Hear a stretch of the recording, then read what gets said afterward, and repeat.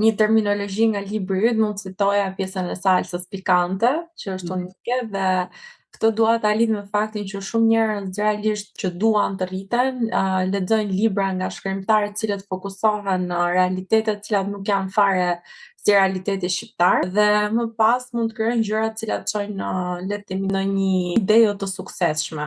Kështu që mendoj që gjëja e parë që duhet të mendojnë njerëzit tek nisma e një programi të tillë ose sidoshta me ligën ose si çdo gjë tjetër, është të kuptuarit e realitetit ku janë. Normalisht nëse Regjina është në Shqipëri duhet sillet ashtu si dhe duhet punojë ashtu siç është në Shqipëri me taksat, me rregullat dhe çdo gjë tjetër. Nëse Regjina do ishte në Amerikë, ndoshta do ishte në Silicon Valley dhe çdo gjë tjetër.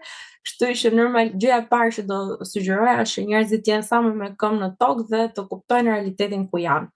Gjëja e dytë që mendoj që është mjaft e rëndësishme, ishte pjesa e ECT, pra pjesa e komunikimit mendoj është diçka që ne duhet ta përmirësojmë shumë, duhet punojmë shumë. Ndoshta ne kemi shumë gjëra kemi shumë gjëra në mendjen tonë, po që nuk arrijmë t'i drejtojmë ashtu siç realisht ne i kemi tek mendja jonë. Ajo tabloja e madhe që ne e kemi bërë shpeshherë kohët e fundit është diçka që mua m'ngel mendja dhe nëse kam tani diçka që dua ta arrij, them okay, kush është qëllimi, në sa kohë dua ta bëj, pse, kush është eksperienca ime që do m'hyj për te life experience të realitetit Absolut. ku kam qenë. Pra, kjo është diçka që njerëzit besoj që në çdo pozicion, qofshin persona që nuk janë në pozicion menaxhimi apo dhe CEO siç është edhe Elio, është diçka që duhet shërbejë mjaftueshëm shumë. Gjëja e tretë që është shumë e rëndësishme, mendoj unë, është që të jenë së pari mirënjohës dhe së dyti ta shohin në maksimum gjën që janë duke bërë